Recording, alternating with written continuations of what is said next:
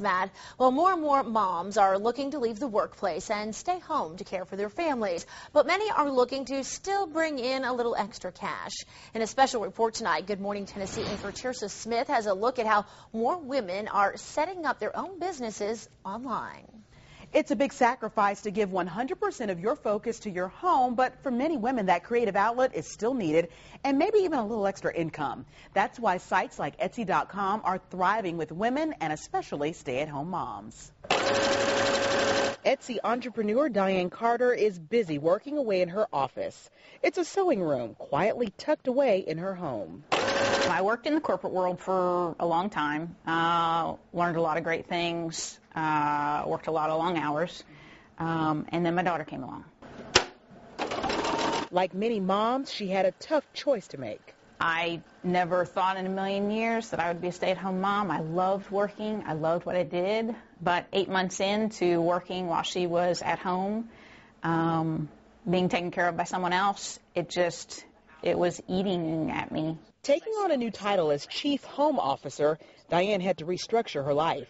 When we decided to do that, I knew I needed an outlet to continue the creativity.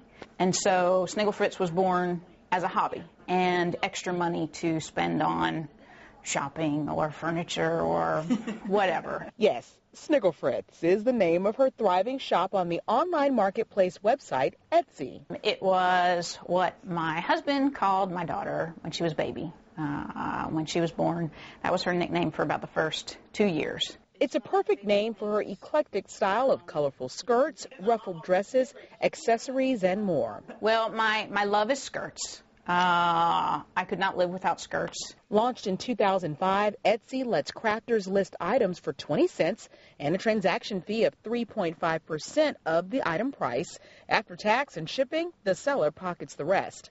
For many, it is cheaper than opening a brick-and-mortar business. For Diane, it's a matter of practicality as she balances her full-time mommy duties. And that's the beauty. I used to make a lot more money when I was working full-time, but I didn't have the flexibility and I didn't have the joy of family when I wanted family and the job when I wanted the job. I can do that now. Her advice for other women looking to do the same? Just go for it. Find something that inspires you and put your plan in place. Diane told me jump-starting her business wasn't easy, but she drew inspiration from the quote, "Our deepest fear is not that we are inadequate. Our deepest fear is that we are powerful beyond measure." In fact, that's her motto. She also gave me 8 great tips for those looking to start an online business. I've got those listed in detail on WATE.com. In the studio, Tirsa Smith, 6 News.